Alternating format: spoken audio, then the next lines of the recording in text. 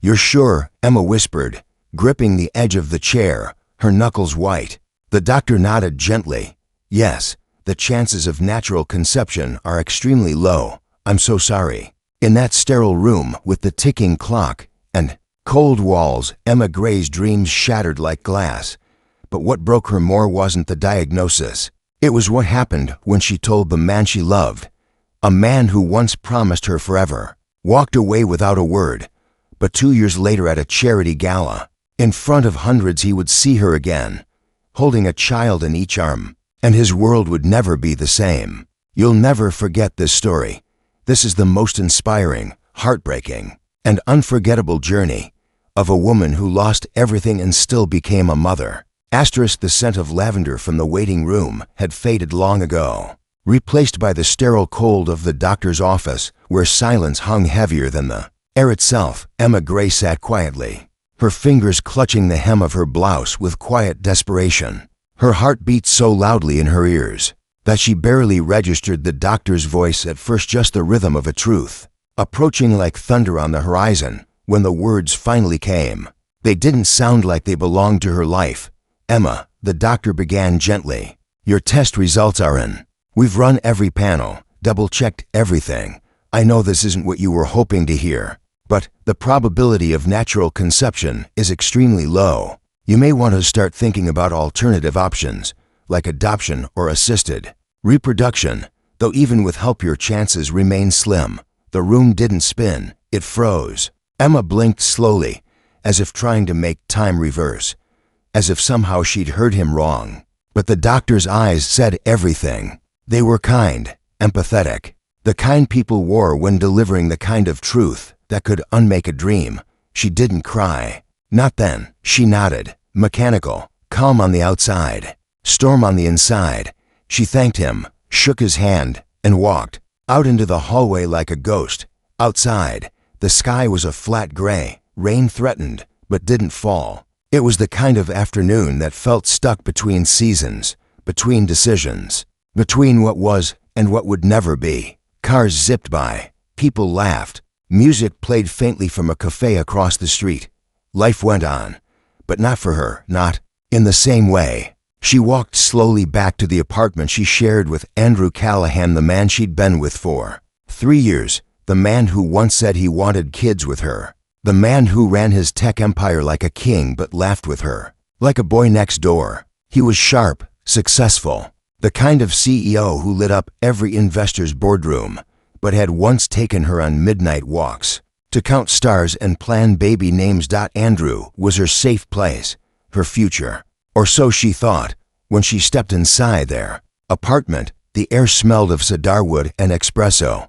He was there, as usual, on his laptop at the kitchen island, Bluetooth headset in his ear, talking numbers, strategy, projections. His fingers paused on the keys when he saw her. "You're back," he said, without looking up. "Everything okay?" Emma swallowed hard. She hung her coat with shaking hands. Every word she'd rehearsed in her head suddenly vanished. There was only one truth left.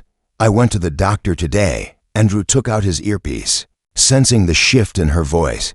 He turned to face her, and she met his gaze, eyes wide but steady. "They said I'm infertile." The words left her mouth like shattered glass, sharp, final, irrevocable. For a moment, Andrew didn't move. He didn't blink. His face remained unreadable, like a machine processing unexpected data. He stood slowly, walked toward the fridge, and poured himself a glass of water. "Not a single word yet." Emma's voice cracked. "Did you hear what I said?" He took a sip, set the glass down, and finally looked at her. Not with softness, not with concern, but with something else. Distance. "You're sure?" he asked, his tone flat. "Yes." A pause. "Longer this time. That changes things," he said, almost like he was talking about a business contract that had gone sour. Emma felt her knees weaken. "Andrew, what do you mean?" He didn't answer. Instead, he walked past her, grabbed his keys from the hook by the door, and paused just long enough to leave one final echo in her heart. "I want a family. A real one. I can't do this with you if that's not possible." And then he walked out. No goodbye, no fight, no apology. just the door clicking shut behind him like the final period at the end of a broken sentence. That night, Emma sat on the couch alone, surrounded by all the things they had built together. Photos from their trip to Italy, a half-finished puzzle. On the coffee table, his favorite book still lying open on the armrest. She stared at the door for hours, hoping it would open again, that he'd come back and say he'd made a mistake. But the only thing that returned was silence. In the days that followed, people said all the things they thought they were supposed to say. You're strong, Emma. Everything happens for a reason. He wasn't the right one if he left like that. None of it mattered, because all she heard was the echo of a dream slipping through her fingers. She didn't even have time to grieve. The dream of a family, of tiny feet running through their home, of late-night lullabies and first birthday cakes. She tried to move on, threw herself into work, volunteered at the local youth center, smiled when she didn't want to, woke up every morning with a hole in her chest she couldn't name, but she kept going, because that's what strong women did, right? Still, there were nights she'd lie awake, wondering why her body had betrayed her, why the man who promised her the world had walked away when she needed him most. She had no answers, only silence, and the weight of her own heartbeat keeping her company. But what Emma didn't know was that life wasn't done writing her story yet. One afternoon, months later, while helping with an outreach program at the community center, she met a woman named Grace. Middle-aged, gentle eyes, soft-spoken, a nurse by profession. She and her husband had started fostering children who were medically vulnerable kids who'd been abandoned or couldn't find homes because of complex needs. Grace watched Emma with the children. How her eyes lit up when they laughed, how her arms always seemed to know the perfect way to comfort a child. And one day, she asked her a question that would change everything. Have you ever considered being a mother in a different way? At first, Emma said no. She still believed motherhood had to be born from her own body, but Grace planted a seed, a thought, a possibility, and slowly, Emma began to open her heart again to a version of family she hadn't considered before. She started attending foster care classes.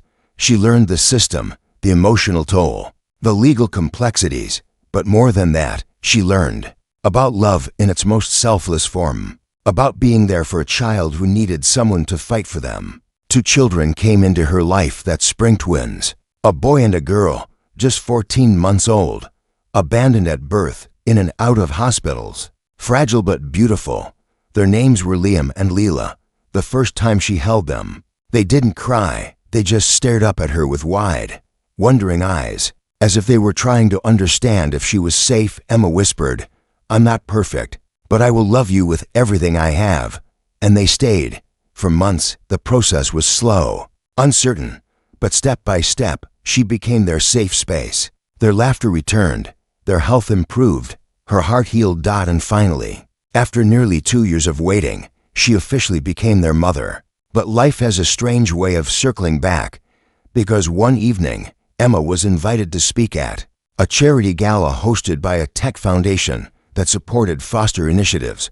She was nervous, but proud. She wore a simple navy dress, held Liam and Lila's hands, and walked into that ballroom with grace and quiet power. What she didn't expect was to see him. Andrew Callahan, standing across the room in a tailored suit, surrounded by executives and media. His eyes scanned the room casually until they landed on her, and everything stopped. He stared, not just at her but at the 2 children at her side, at the way their hands gripped hers, at the way Leela giggled when Emma bent to kiss her forehead. His glass slipped slightly in his grip, his breath caught, because in that moment, the woman he had once walked away from stood taller than he'd ever seen her. A mother, a survivor, a woman who had become everything he never believed she could. And for the first time in years, he didn't know what to say. Emma met his gaze, calm and unshaken.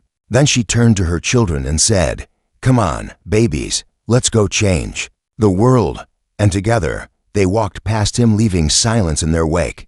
He hadn't just lost her. He had lost the future he never had the patience to wait for.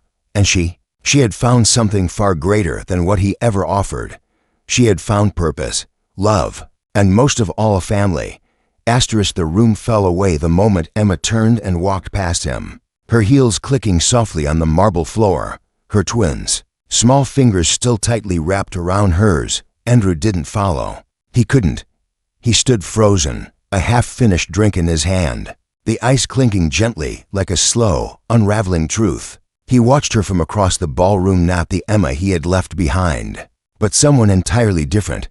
There was no fragility in her steps now, no searching in her eyes.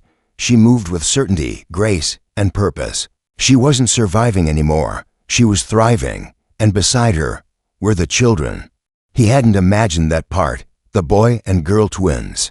It seemed looked up at her with a love so pure, so whole, that it rattled something deep in his chest. For a moment, he couldn't breathe, not because they were hers, but because of how effortlessly they had become a part of her.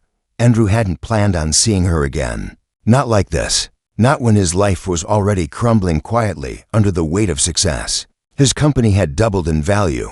His name was a headline in every tech journal. And he'd acquired more property than he could count, but there were no footprints in the hallways, no bedtime stories, no late-night laughter in his home. There was silence. And now here she was, the woman he'd once told, "I want a real family," standing across the room with a real family he could never have imagined. He watched her take the stage. The audience quieted as the host introduced her story briefly, how she fostered, how she advocated, how she became a mother when all odds were against her. But it was her voice, steady and rich with emotion, that silenced even the clinking glasses. "There was a time," she began, "when I thought motherhood was a closed door for me. I was told I wouldn't conceive. And for a while, I let that define me. But love has a way of finding you, even when everything else falls apart. My story didn't begin in a delivery room. It began in a foster care center, with 2 tiny children who needed a mother, and a woman who still needed to believe she could be one." The room was still. People leaned in, some eyes already welled with tears. Emma continued, "It wasn't easy. There were setbacks, doubts, nights when I thought I wasn't enough. But every morning, I'd wake up to the sets of eyes reminding me that love isn't measured in biology, it's measured in how fiercely you choose to show up every single day." The applause came slowly at first, then like a wave that wouldn't stop, from the back of the room. Andrew clapped too, but not because he was proud, because he was humbled, because for the first time in his life, he saw what true strength looked like, and it wasn't in boardrooms or billion-dollar deals. It was in a woman who had been left behind and built something beautiful anyway. After the event, Emma gathered the twins' backpacks and their little jackets. While volunteers offered her congratulations, she smiled politely, answered kindly. But all the while, she could feel his gaze, lingering like a shadow in the corner of the room. And then he stepped forward. "Emma." Her name fell from his lips almost hesitantly, as though saying it too loudly might break the fragile moment between them. She turned, slowly, her expression unreadable. Leela was curled in her arms, sleepy and clinging to her shoulder. Liam stood beside her, chewing on a small toy, peeking shyly at the tall man in front of them. Andrew tried to find the right words. "You were incredible up there," he said quietly. She gave a small nod, not unkind but distant. "Thank you." He cleared his throat, his voice softer now. "I didn't know that I became a mother," she said, her tone gentle but firm. "I did." There was no bitterness in her voice, no sharp edge, just truth. "I never imagined." He started, but the words died before they found their purpose. Emma let the silence fill in the rest. "I thought I needed someone to stand by me," she said, more to herself than him. "But I learned how to stand on my own. And these two," she looked down at the children, "they didn't need perfection. They needed presence, love, safety. That's all." Andrew's throat tightened. "Are they yours now?" She nodded. "Adopted last year. I'm their legal mother, but more than that, I'm their home." For a second, he almost reached out to say something, to explain, to apologize, to connect in a way that didn't feel so far away. But Emma didn't give him that space.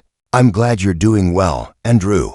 Really," she said, offering him a kind but firm smile. "I hope you found what you were looking for." And just like that, She turned. The kids, still holding her hands, followed her toward the exit, unaware of the weight of the moment they were walking away from. To them, she was just Mama, their whole world, their safe harbor, their everything. Andrew stood alone again, surrounded by noise and people and success, but none of it could quiet the ache inside. In the weeks that followed, Emma's story went viral. A video of her speech, captured by a guest, made its way onto social media and was shared by thousands. People called her brave, inspiring, a symbol of hope for women everywhere who had ever been told they weren't enough. Strangers sent letters. Mothers reached out. News outlets requested interviews. But Emma kept her focus where it mattered, on her kids, on her quiet home filled with storybooks and sticky handprints and joy that didn't ask permission. One evening, after reading Goodnight Moon for the 5th time and tucking the twins into their beds, Emma sat by the window with a cup of tea. She could see the stars now, the same ones she once stared at with Andrew years ago, when they used to dream out loud. But the difference was, these dreams weren't distant anymore. They lived and breathed in the next room. They called her name in the morning. They wrapped their arms around her without needing explanations or apologies. She didn't need him. She didn't need the life she lost, because in losing it, she found everything she was meant to be. And yet, deep down, she wondered, would he ever understand what he walked away from? And what would happen if life brought their paths together again, not in a ball room, not in a moment of surprise, but in a real, raw way, because life had a funny way of circling back. And sometimes, the story wasn't done just because a chapter had ended. Sometimes, the heart had more to write. The rain had been falling for hours. Thin streaks slid down the windows like soft piano keys, filling Emma's quiet home with the kind of peace only a rainy day could bring. Leela and Liam were curled up in their matching dinosaur pajamas, drawing with crayons at the kitchen table. Leela was focused on making purple hearts, while Liam insisted that every dinosaur had to be red, even if they looked like fire-breathing strawberries. Emma smiled at them from the stove as she stirred a pot of chicken soup, the aroma slowly wrapping around the room like a warm hug. It was the kind of ordinary Tuesday she once prayed for, slow, safe, filled with the soft rustle of paper and the giggles of 2 children who had become the center of her universe. She had no idea that across the city, a very different storm was brewing. Andrew sat in a high-rise corner office that overlooked the skyline he used to believe he owned. But that night, the city didn't sparkle. It just blurred behind fogged glass, hidden beneath thick clouds and heavier thoughts. He had tried to shake off the image of Emma, holding her children with a confidence that no longer left room for him. But he couldn't. Since the gala, her face haunted him, not out of guilt alone, but out of something deeper. A hollow echo that had grown louder each day. He'd seen love that night, real love, and it wasn't between 2 adults. It was the way Leela had leaned her tiny head on Emma's shoulder, the way Liam had held her hand like it was the only anchor that mattered in the world. That kind of bond wasn't made by accident. He saw what it looked like when someone showed up. And now, for the first time in a long time, he questioned whether he had ever really understood what family meant. The echo followed him home. That evening, his apartment was pristine, quiet, a smart house that turned on lights when he walked in and adjusted the temperature to his comfort. But it had never learned how to feel like home, not without the warmth of laughter or the clumsy mess of joy, not without someone to ask him how his day was, or a crayon drawing stuck to the fridge with magnets. He sat in his kitchen with a glass of wine, scrolling aimlessly through news articles, until he landed on one that made his breath stop. Single mom who was told she could never be a mother now inspires thousands with her journey through foster care. It was her. Emma. The article had photos, one of her on stage at the gala, another of her holding the twins outside a playground, and then one more, just her, seated cross-legged on a rug, reading to both children as they leaned in close. She looked different in still images, not because of how she dressed or smiled, but because there was a light in her he'd never noticed when they were together, a quiet power, a glow that no longer came from someone else's approval but from living a life she chose.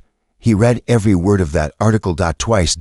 and something inside him cracked. It wasn't just regret. It wasn't even jealousy. It was the slow, creeping awareness that he had lost something extraordinary, not because fate had been cruel, but because he hadn't known how to wait, how to stay. The next morning, Emma had barely finished her coffee when her phone rang.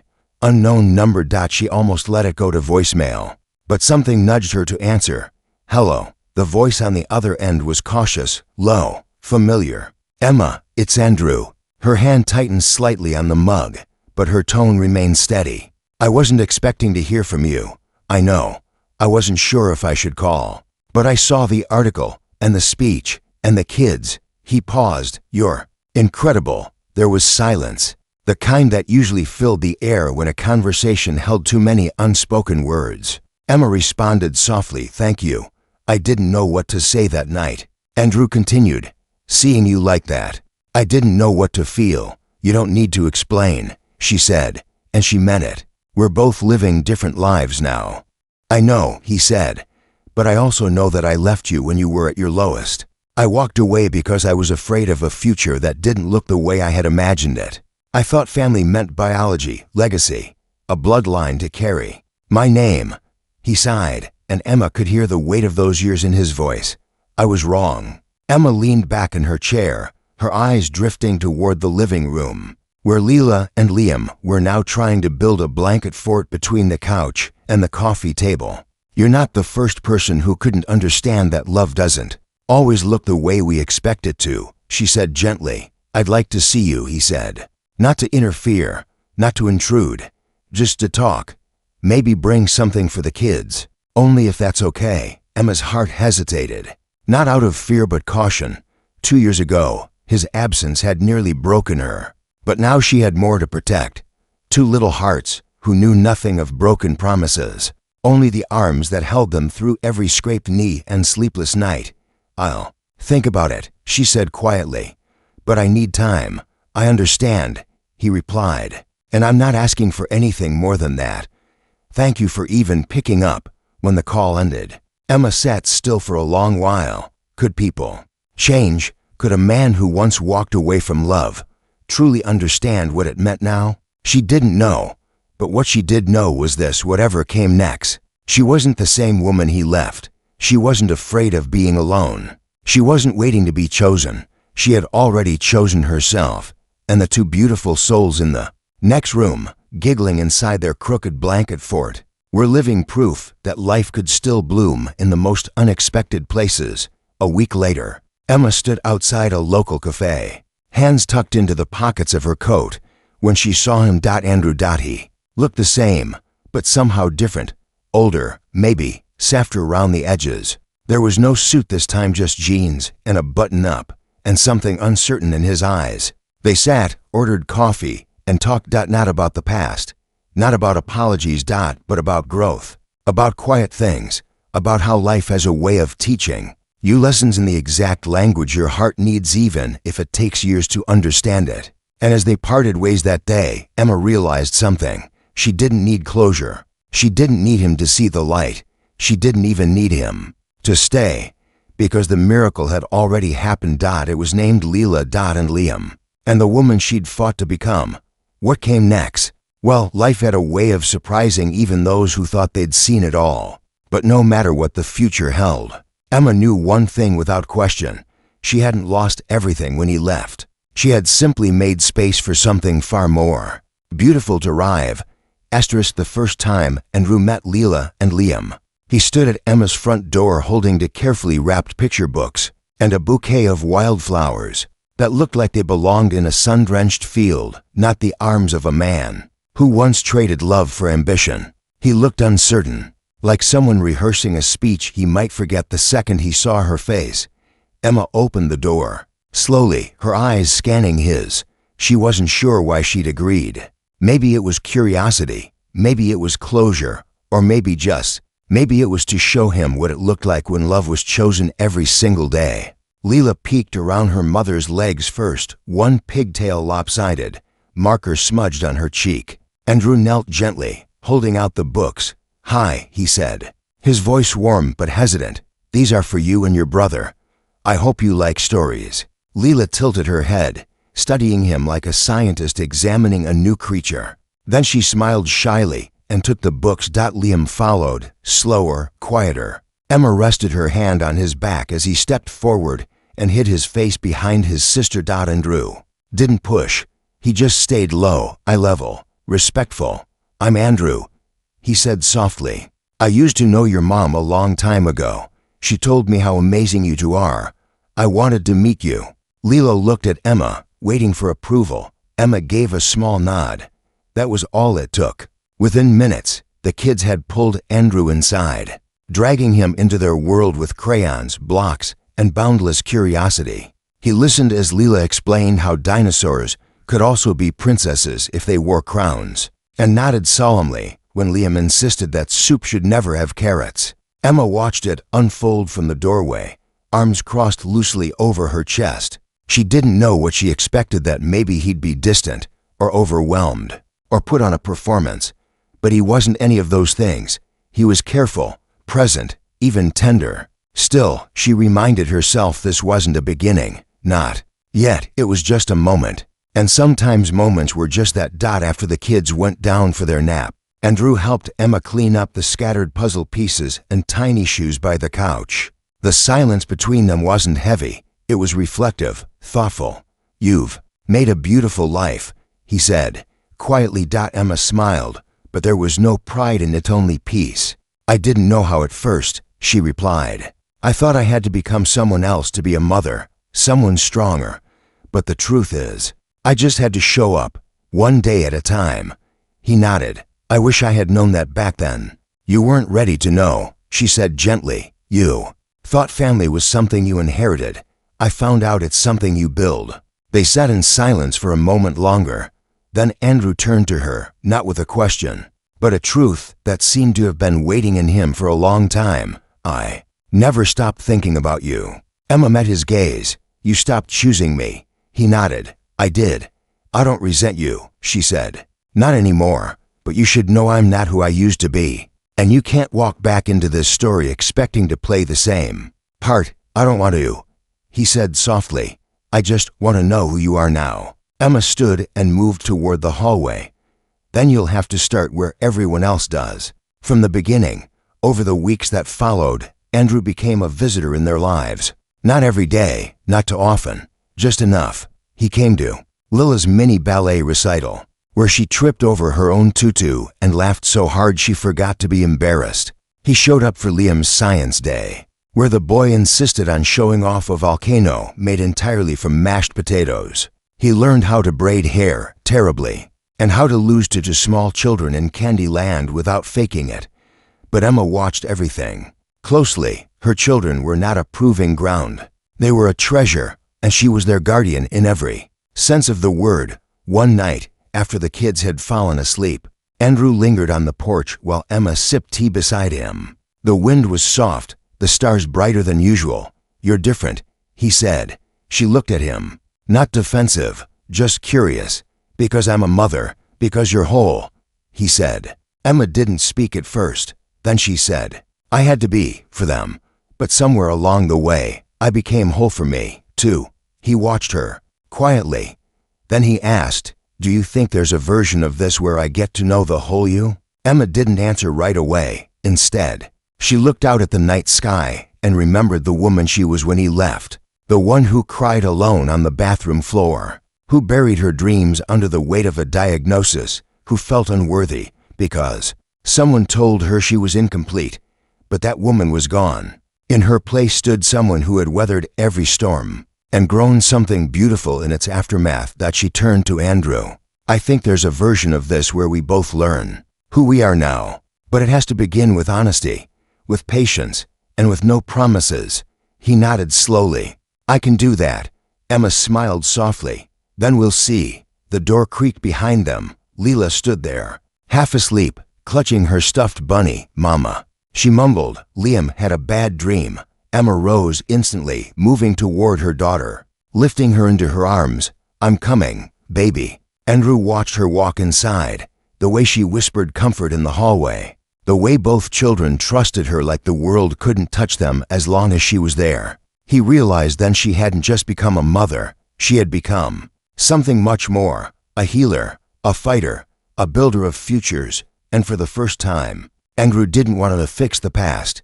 He just wanted to earn his place in the present. Liam's tiny hand tugged at Emma's sleeve as they stood outside the schoolyard, waiting for Leela to finish her art class. The wind had picked up, tugging at the autumn leaves that danced around their feet. He looked up at her, eyes wide, holding a crumpled piece of blue construction paper. "I made this for Mr. Andrew," he whispered. Emma blinked down at the paper. A child's drawing 3 stick figures holding hands under a crooked sun. One had a little red heart on its chest. She crouched down beside him. "Why Mr. Andrew?" "Because he listens," Liam said simply, "and he laughs at my jokes, and he helped me finish my spaceship puzzle. He's nice." Emma felt something stir deep inside her.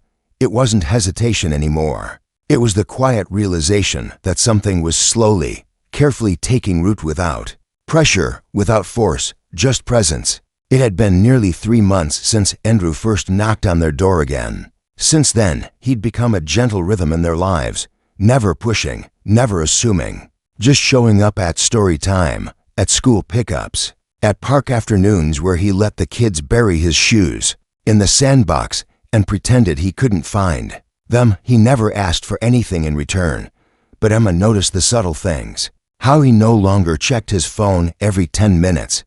How he remembered the names of Lila's dolls. How he left meetings early to make it to Liam's spelling bee, where he was the only one clapping after every word. He wasn't trying to be their father. He was trying to be someone they could count on, and somehow, in ways Emma couldn't explain, it had started to matter. That night, after bedtime stories and whispered lullabies, Emma stepped out onto the balcony. Andrew was already there, sipping tea. He'd offered to stay a little longer to help fix the loose cabinet in the kitchen, something he genuinely wasn't good at but insisted on doing anyway. Emma leaned on the railing beside him, watching the city lights blink quietly in the distance. "I saw Liam's drawing today," she said. He smiled. "Oh, was I at least taller than the sun this time?" "Just barely," she teased, then paused. "He drew you with a heart on your chest." Andrew looked down, blinking slowly. "I don't take that lightly," she added. "I don't either." Silence wrapped around them. Comfortable, unrushed, you know, Emma said thoughtfully. "When I first got the call that Liam and Leela were being placed with me, I was terrified. I'd prepared for so many scenarios, but not twins, not all, at once, and not the way they clung to me like I was already theirs. I think they knew." Andrew said. "Knew what?" "That you'd never leave."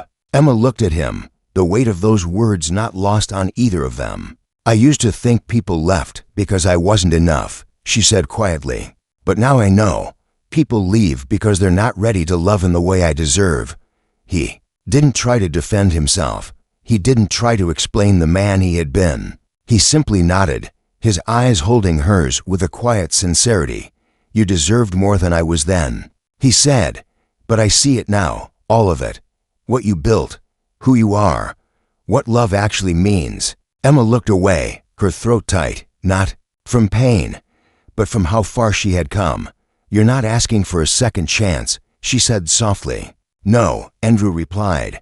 "I'm asking to be someone who earns his way back, not to the past, but to whatever you might need me to be now." It was a strange moment, one Emma couldn't have imagined 2 years ago, because back then, she thought the story ended with heartbreak, but maybe, she thought now, some stories just take a longer path to find their shape.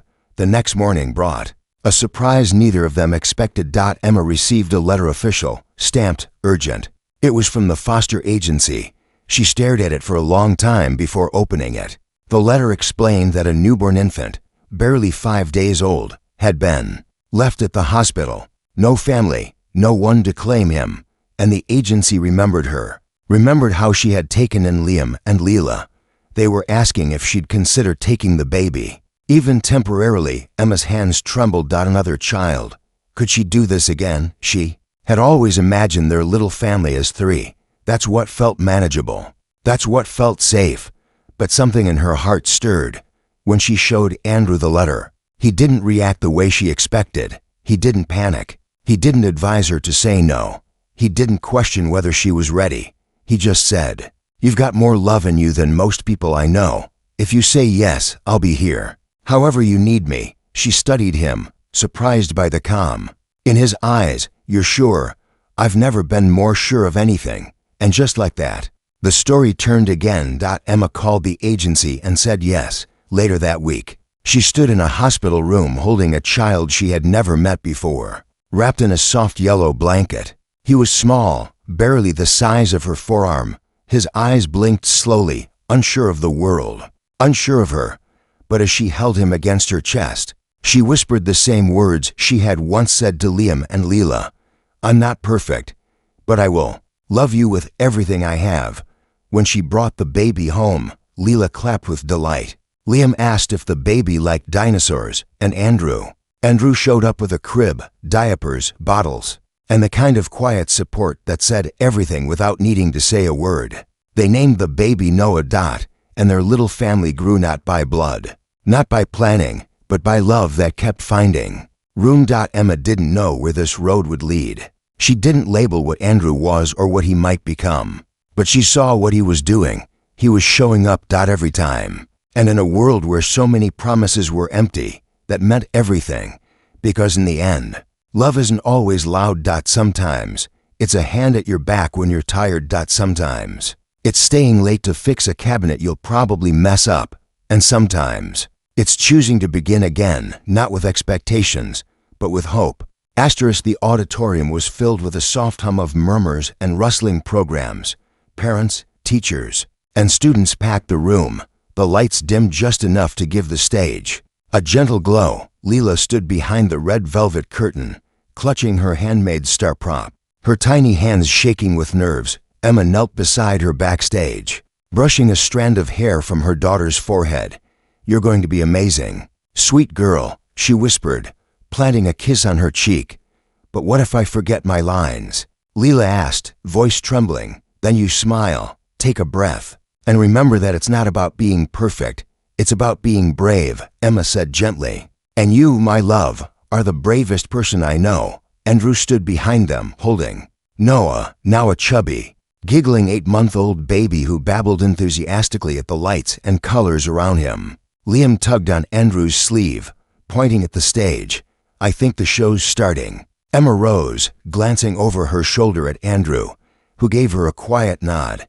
He didn't have to say it. She could see it in his eyes. He was proud of them, of her, of this unlikely, beautiful family they had built from the broken pieces of their past. Leela took the stage a few moments later, standing under the spotlight with her classmates for the annual Stars of Tomorrow school performance. She scanned the crowd nervously until her eyes found Emma and Andrew, seated in the front row. Noah bouncing in Andrew's lap, Liam clapping with glee. And then, something changed. She smiled. She began her lines, one after the other, clear and bright, her voice rising with confidence. The audience listened intently as the children performed a short skit about kindness, courage, and believing in oneself. But no one expected what happened at the very end. As the final line was spoken, Leela stepped forward, slightly off script, holding her star prop up high. "This star," she said, her voice now stronger than ever, "is for my mom, because she taught me that even when people think something is impossible, love can still find a way." Gasps rippled through the audience. Emma's eyes welled with tears instantly, her hand rising to her mouth. "And this," Leela continued, "is also for Mr. Andrew, because he came back, and now he's part of our family too." There was a moment of stunned silence. Then the entire auditorium erupted in applause. Emma turned to look at Andrew, who sat frozen for a second, tears shimmering in his eyes. Then, quietly, he whispered, "I didn't know they felt that way." "They do," Emma replied, her voice cracking softly, "because you earned it." After the show, there were hugs and photos and cupcakes in the school cafeteria. Leela wore her gold star like a crown, and Liam proudly introduced Noah to his classmates as our new baby, who drools a lot. Andrew walked beside Emma, his hands full of bags and crafts and sticky frosting-covered napkins. "They called me part of their family," he said again, almost to himself. "You are," Emma said without hesitation. He looked at her for a long moment, then glanced at the kids. I never thought I'd get this far. After everything, I still wake up thinking I've missed my chance." Emma stopped walking and faced him. "Andrew, you didn't miss it. You just didn't know which door to walk through. But now that you've walked through this one, I hope you know you're welcome here." There was a pause before she added, more softly, "And not just for them, for me too." He reached out, gently brushing his fingers against hers. "Then I won't walk away again." Weeks passed, seasons shifted. Autumn turned into the hush of winter, and life found its rhythm again. Noah grew into his first words.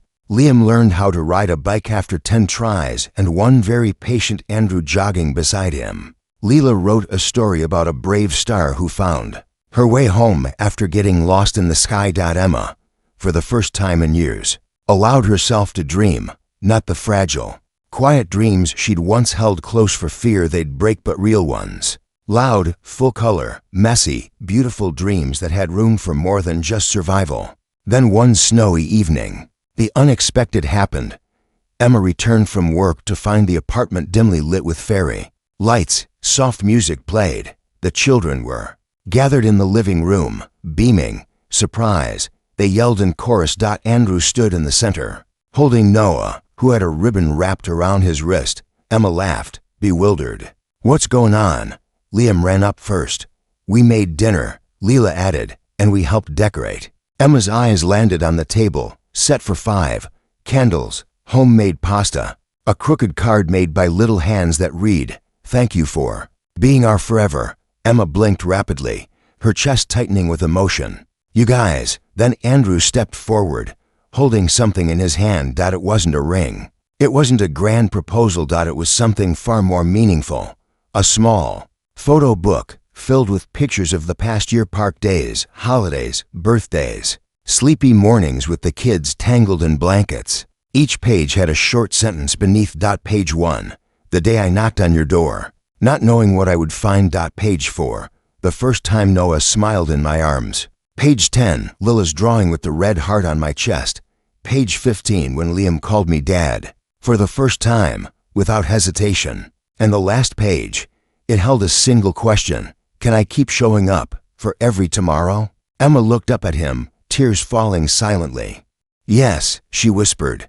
"For every tomorrow." Leela and Liam cheered. Noah let out a loud squeal. And in that tiny apartment, filled with crayons, laughter, mismatched furniture, and the messy beauty of real life, Emma realized something profound. It wasn't the life she planned. It was better, because love didn't always arrive wrapped in perfection. Sometimes it showed up in pieces, in second chances, in quiet persistence, in the willingness to grow, and when it did, it had the power to turn heartbreak into healing, and ordinary days into the most extraordinary life.